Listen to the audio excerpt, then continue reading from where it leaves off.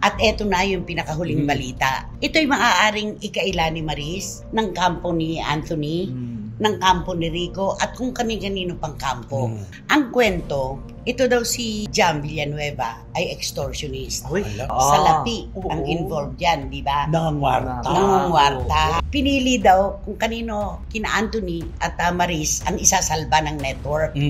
Kay Maris, mas pakikinabangan natin ito. Pero kay Anthony, maraming Anthony na ipapanganak pa. So, ang ginawa, sige, yung lesser ilaglag na lang yan.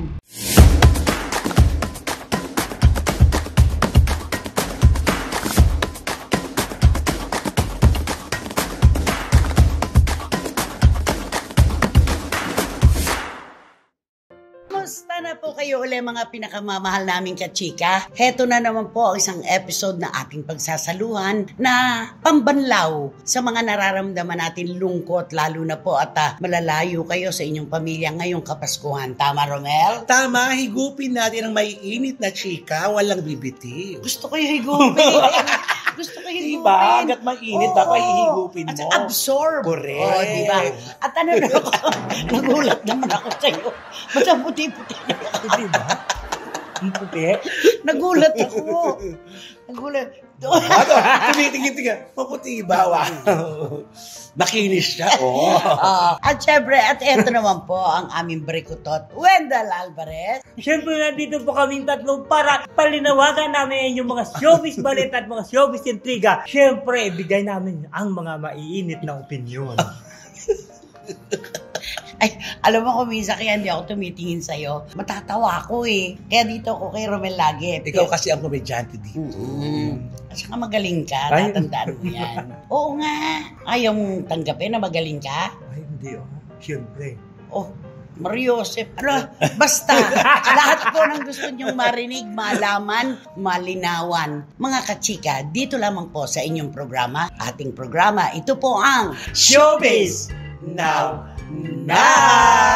Maraming salamat po. Eto na, tama yung sinabi mo noon, Romel, na hindi pa dito matatapos ang issue tungkol kay Maris Racal at kay Anthony Jennings at kay Jam Villanueva. Ito ay masusundan pa, manganganak pa ng manganganak ang mga kwento, at eto na nga.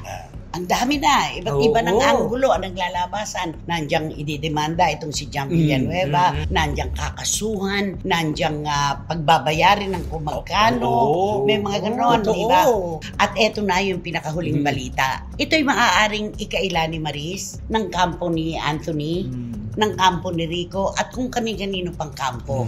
Pero bahala na po kayong humusga kung saan ito nagsimula, paano ipinanganak. Ang kwento, ito daw si Jam Villanueva ay extortionist.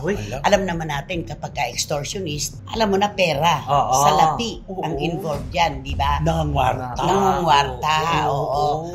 Ang kwento, nung daw una na hindi pa lumalabas itong mga screenshots na to at yung mga post na inilabas niya convo, humihingi daw siya ng 1 milyong piso kay Anthony.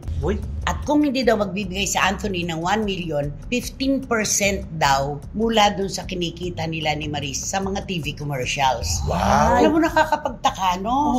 Saan kaya nila inuungkat ito at kinukuha? So before pala niya, binablockmail yan na siya. Daw. Yun ang kwento. Nakakaloka ang kwento, no? Detalyado ha, 1 milyon at saka 15%. At may mga porsyento. Ano to? Sumasabay sa uso ng mga downline. Di ba?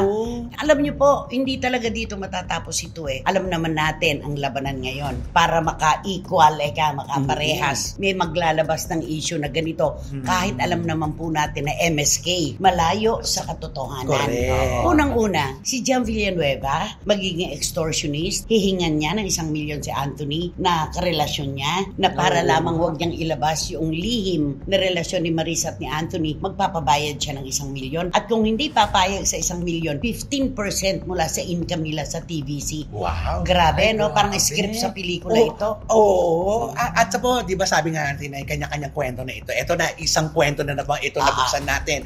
Susunod niyan, meron pang kwento dito sa ibang parte, pero ang madidi talaga dito, feeling ko si Jam.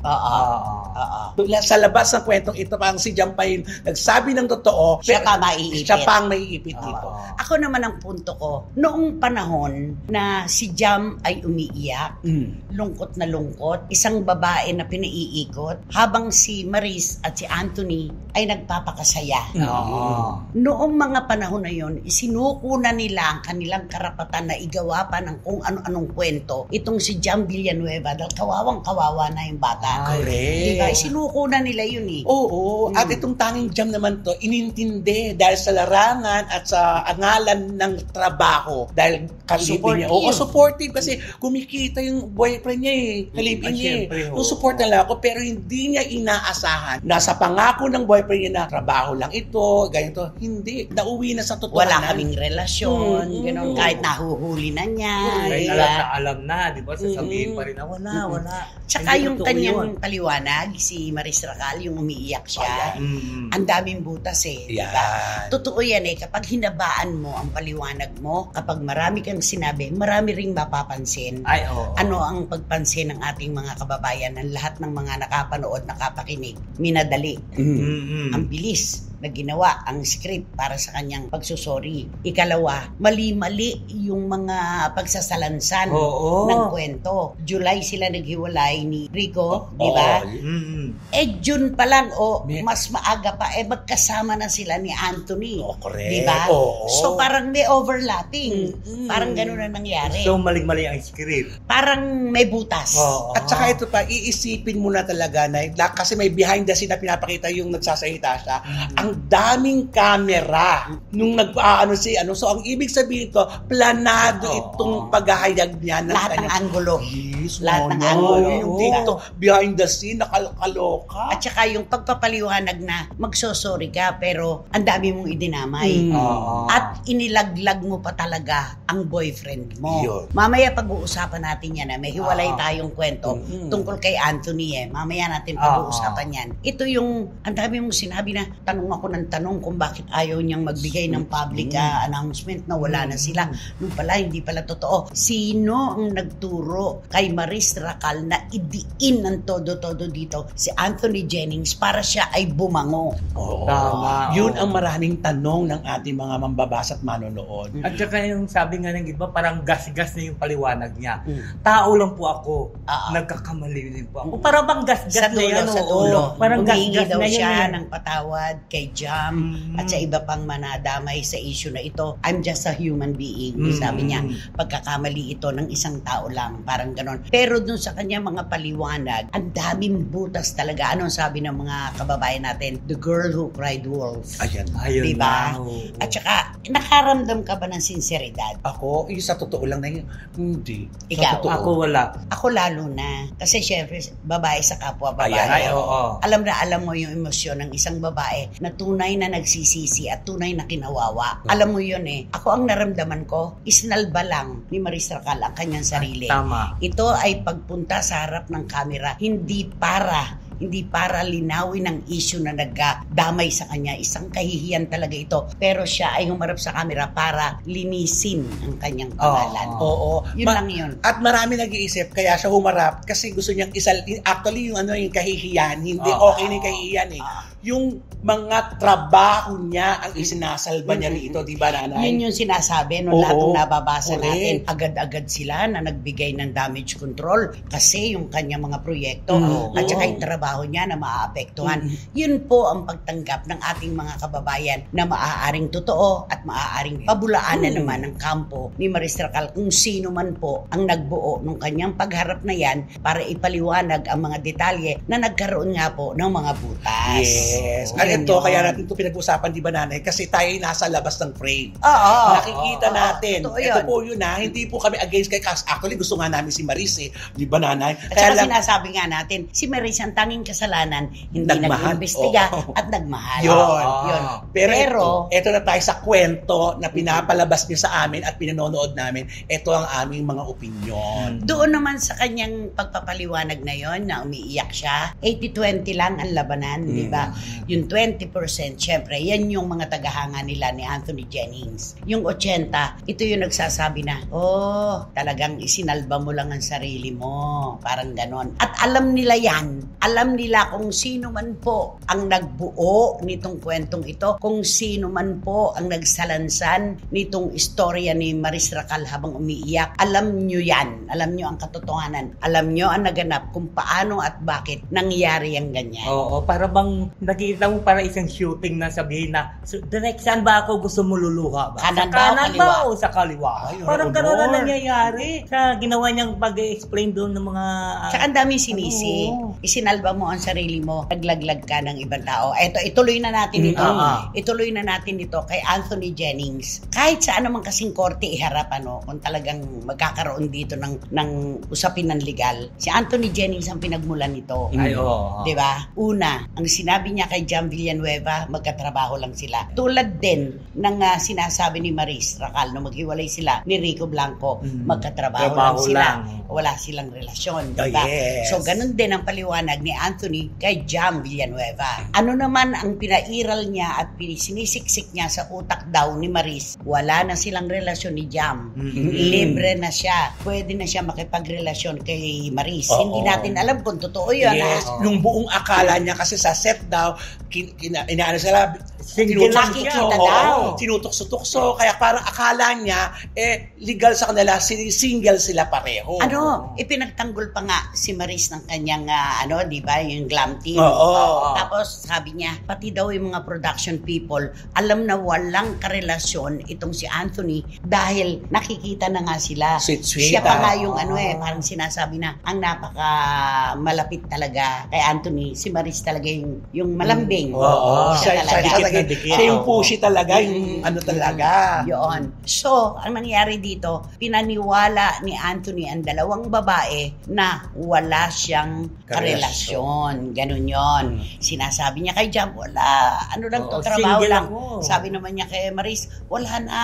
I'm open na para makipagrelasyon kasi tapos na kami. Tapos, eto na ang nangyari. Laglagan. Halika niyang salbabida. Actually, yun, ang dami talagang kawawa si Anthony kasi dalawa sila dito involved. Parang si Anthony lang ang naiiwan na may kasalanan. Nakakaawa si Anthony sa sinabi ni Maris dahil nilaglag siya. Pero hindi siya nakakaawa. Isa siyang lalaki nang gusto maging maligaya siya sa dalawang mundo. Sa kanya nagmula ito. Siya talaga dapat ang managot dito, di ba? Dapat siya ang nagpaliwanag ng gusto para naman. Hindi yung ibig salbay niya yung sarili niya, dapat ipaliwanag niya kung paano na nangyari na yung dalawang babae na ito pinaglaruan niya. Hindi nga siya nagpaliwanag. Napakasimple. Ako gusto ko yon. Mas gusto mo yun? Mas gusto ko yung short but sweet. Ay, Kaya nga, oo. diba? Wala siyang sinisi, wala siyang anumang detalye na tinalakay. Basta nag-sorry siya kay Jam, nag-sorry siya kay Maris. Una pa nga siya nag-sorry kay Maris bago kay Jam. At saka nakita mo, nung nag-sorry siya, wala siyang na kasalanan kasi nito, ganyan. Ay, wala.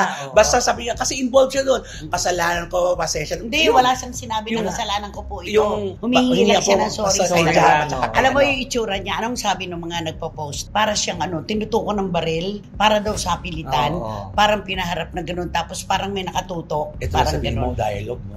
Parang ganon. Parang pinifeed, parang ganon. Pero ito, inilaglag talaga siya. Napakalinaw. Ewan ko naman. Pag nagkabalikan pa ang dalawang ito, ewan ko na lang. Inilaglag na siya ng 100%. Tagal-tagal ko nang sinasabi sa kanya na sabihin niya in public, mag-announce na siya na wala na talaga silang relasyon ni Jam. Pero wala. he did not listen to me. Sabi niya ganon. Wala siyang sinasabi. Yung pala ang dahilan, sila pa rin pala. Parang ganon. Tapos, ang pinag-uusapan pa, di ba, na kung bakit inilaglag si Anthony kesa kay Ako magpapaliwanag. Oo, diba? Ito po yung mga nababasa namin na pwede rin nating isipin na totoo, pwede rin naman na baka hindi naman ganon. Oo, kasi may isip natin yan eh. Ano raw, ganito daw, sabi ng lahat ng mga nagpo-post, di ba, yung mga reaction nila. Pinili daw kung kanino, kina Anthony at Maris, ang isasalba ng network. Kay Maris, mas pakikinabangan natin to. Oo, bankable to. Kinagat to, pwede nating ihanap to ng ibang leading man. Magaling umarte. Oo, umaarte, English. Nakakakanta.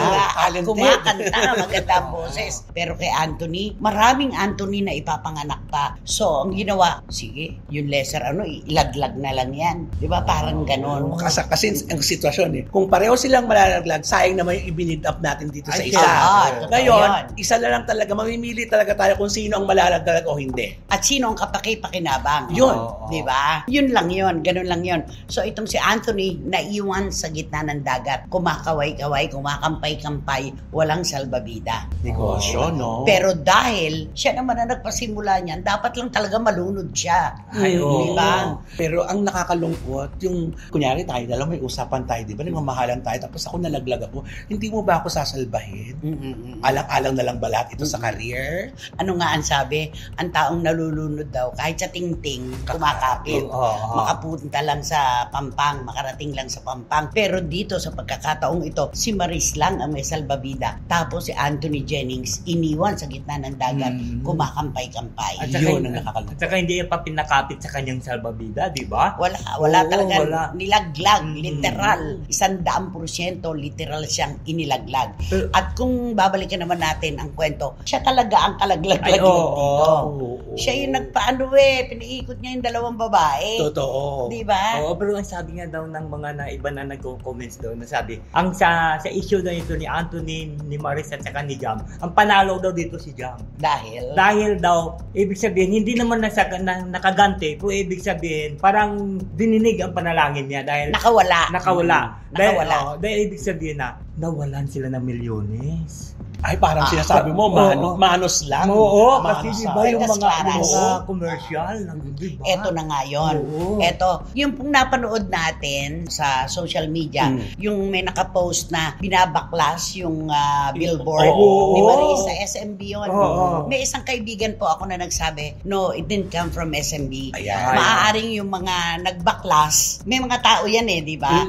Ganun naman talaga. May tagalagay, may pag bumabagyo, may taga-tiklop, mga tarpaulin, ng mga billboard, di ba? Hindi po sa kanila galing yon at hindi nila babastusin ang kanilang endorser. Pero malinaw pa po sa sikat ng araw sa tanghalin tapat, ang daming nangawala nilang negosyo. Totoo. Maraming nagpo-post na talagang isasalba na lang na namin yung produkto namin. Di ba? Kasi gumastos syempre yung mga kumpanya sa billboard, sa promo, di ba? Ang dami-dami. Buti nga, ewan ko lang kung sisingilin sila. Kasi iba talaga ang impluwensya ng artista. Di ba nga, meron nga artista, gamitan mo lang ng naliligo, shampoo. Bibili ka lang paglabas mo, gusto mo, di ba? Ay, ginagamit ni ano yan Alam mo kung bakit yan, nagkatanggal-tanggal yung kanilang mga endorsement? Siyempre may kontrata yan. Meron dyan na kontrata talaga. Nakalatag dun talaga. Oo, talaga. Naka-stipulate po dun sa kontrata na bawal masangkot sa anumang iskandalo at bawal na kontrahin kung ano ang nakasulat doon sa kontrata. Ngayon, kung 1 taon yung kontrata at 6 na buwan na nilang nagamit yung panahon, kunwari, si Anthony at saka si Maris, kung nagamit na nila yung 6 na buwan, kung 5 million, kunwari, 5 million, yung 2.5, ibabalik nila yun. Ganun yun. Kaya kapag may iskandalo, ang mga endorser, hindi mo na inilalabas yan. Okay. Diba? Gets ko na. Sinisikreto muna. Kasi i-avoid nila na matapos muna i-kontrata nang wala na silang isoli na pera sa kumpanya. Kaya pala, nung sinabi mo natin, di ba may mag-asawa? May mag-asawang endorsers noon, naghiwalay.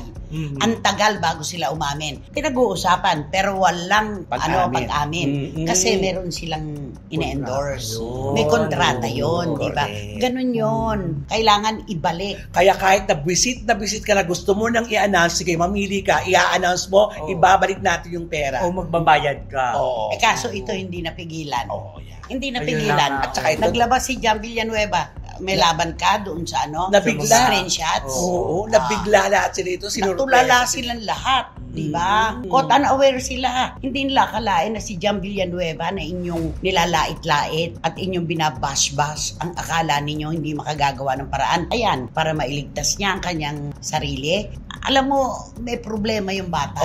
Diba? Minenos kasi nila ang kakayahan ni Jam na parang hindi kasi artista, hindi kilala. Hindi pala kilala. Binasha. Ayan. Nakalabas. Diba? Siguro pinagdarasal din niya siguro ito na sana ayoko nang magpaloko. Alam ko naman na meron talaga. Pero pinalalabas nila na ako pa wala. Nangahabol, nagaganito, extortionist, mga ganyan-ganyan. Extortionisto. Pagbintangan ka, na namemera ka. At saka yung yung ibig sabihin nila na ipasa Diyos ko na lang yung kanilang mga kasalanan, di ba? Sabi ni Baris. Pero di ba mayroon naman mga kasabihan na hindi pwede na ipasa Diyos mo. Kailangan gumawa ka rin ng hakbang dahil ang kasabihan na sa tao ang gawa, nasa Diyos ang awa. Nasa Diyos ang awa, nasa tao ang gawa. At saka walang sisihan. Pinasok mo to, Maris. Alam mo yan. From day one, alam mo na magkarelasyon si Anthony at itong si Jam Villanueva. Nung magkagustuhan na kayo pa rin ni Rico nun eh. Kayo pa rin ni Rico. Real talk tayo. Kayo pa rin ni Rico Blanco nun. Kaya lang nagkaigihan na kayo dahil araw-araw kayo magkasama. Araw-gabi kayong magkasama sa shooting, sa taping. Natural, nahulog kayo sa isa't isa. Inamin mo na nahulog ka. Nahulog ka, di ba? So, anong iisipin ng tao? May overlapping ito. Habang maligaya kayong dalawa, eto naman yung dalawang tao na talaga nalulungkot, si Rico at si Jam. Correct. Di ba? Kaya parang yung mga butas, solsihan. Yung mga butas, takpan. Kapag minamadali, makikitaan ng sablay. Nakakalungkot lang talaga. Sabi nga nila, digital na daw ang karma. Mismo. Yun na. Mabilis. Kung paano mong minadali din yung sagot, madali ka rin ilaglag. Siguro hindi nila inaasahan na mangyayari ang ganitong lahatan. Hindi talaga. Dahil napaka-liit lang ni Jam Villanueva sa tingin nila eh. Diba? At sino ba si Jam? Hindi naman siya showbiz. Hindi naman artista. Parang siya pa ngayon third party ngayon na lumalabas. Diba? Correct. Samantalang siya yung tunay na girlfriend. Di ba sabi nga sa comment, ayan, binabash nyo yung nananahimik na tao, naglabas ng resibo. Ngayon kayo mang bash. Sabi, ayan, binulabog nyo ang kuta ng langgam. Kinakagat kayo ngayon. Anong gagawin nyo? Di ba? Padyak lang sila ng padyak ngayon. Totoo. Di ba naman? Ikaw ba may nakalaan ka pa bang kanta para dito sa tatlo? Ay, siguro kakantahan ko sila ng Crazy, crazy for you. Anong crazy? Crazy. I'm crazy for you. Yung kay Kenny Rogers ba to? Hindi ganun yun. Yung crazy na isa. Ano ba? Crazy. I'm crazy for you. For feeling so lonely. Yun, eto, mukhang yan yung gusto niyang kantahin. Crazy naman Kenny Rogers. Ako alam ko lang na Madonna yung crazy. Crazy for you, touch me now. Dapat yun. Touch me now, and you know it's true. I never wanted a love like this. It's all brand new. Parang nangangapa din tayo. I'm crazy for you. Ayan. Sana magawa mo yung dati. Naka-4 na linya ka na kumpleto. Remarkable sa mga SNNers. Gustong-gusto kanila pag kumakanta. Di ba naman? Hay nako, wala tayong magagawa. Ganito talaga. Hindi pa ito matatapos dito lamang. Correct. Siguradong may mga kampo pa na maglalabas ng kung ano-anong kwento laban kay Jam, laban kay Anthony, laban kay Maris. Isa lang po dito ang talagang hindi nila mabato, si Rico Blanco. Tama. Malinis. Makinis. Walang sinasabi. Walang babawiin. Pero ito, usapin na to, Nay, marami pang madadawit na mga pangalan na parang alam na namin dati yan. May mga ganyan.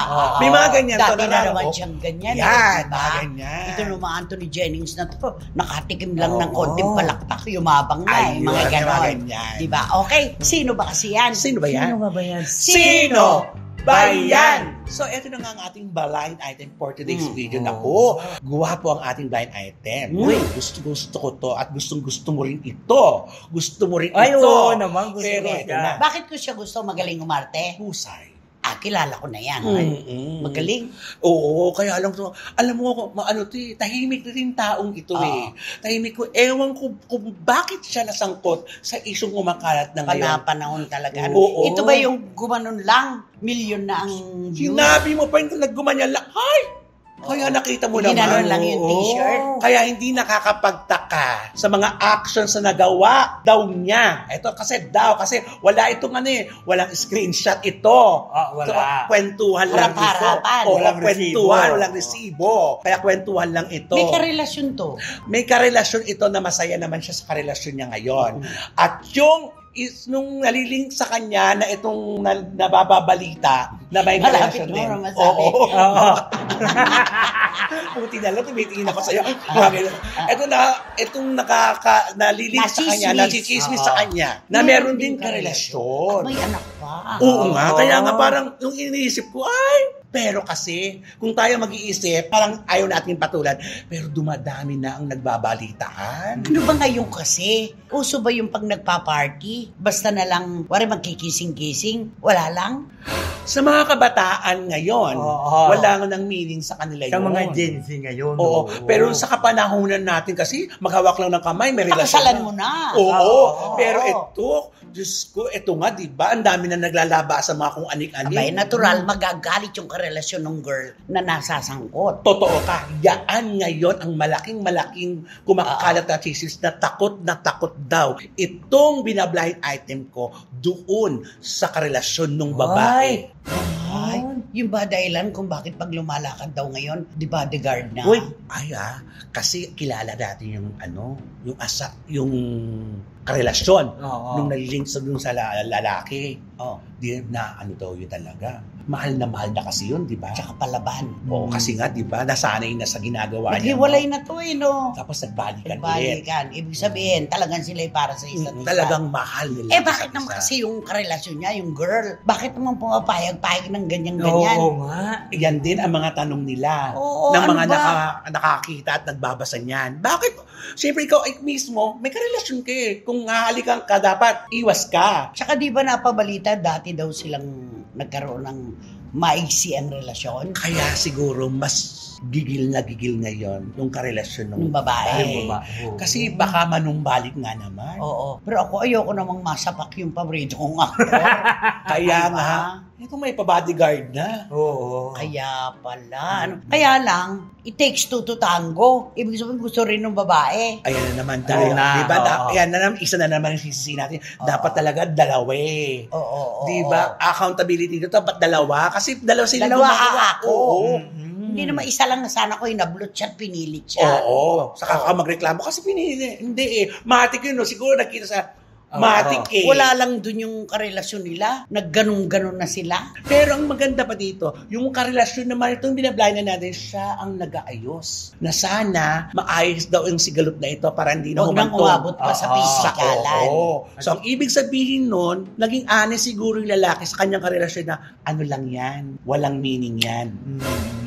Ayoko mauwi ito sa pisikalan. Ay, naku, kasi kahit mas matangkad yung paborito ko, kesa dun sa isa, alam ko, kung action ng pag-uusapan, mas matindi itong nagagalit.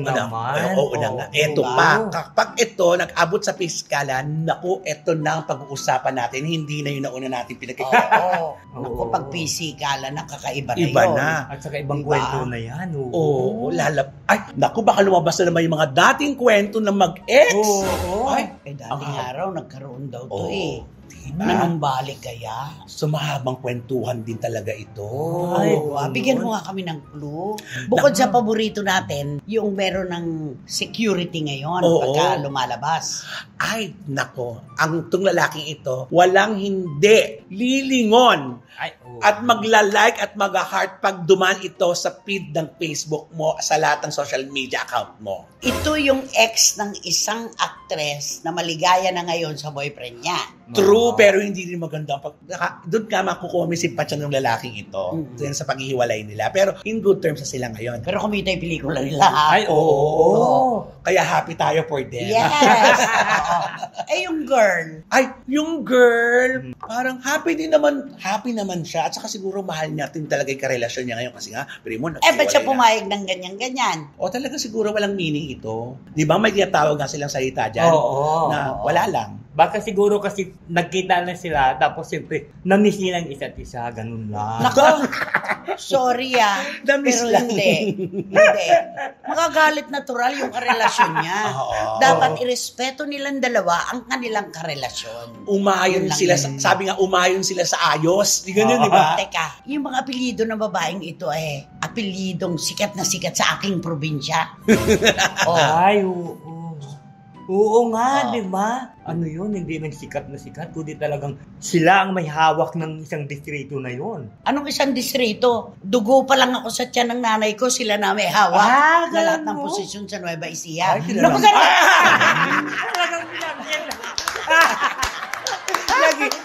Ayun na. Ay, nako, nakakaloka. Nako, mga ka-SNNers. Nako, binigay na po namin sa inyo. De Guardia, guwapo, magaling umarte, natatakot dun sa... Pinatay na ba sa Batang Quiapo yung isa? Ay, parang wala. Hindi. Pinatay na. Wala na, oo. Nag-dead na siya.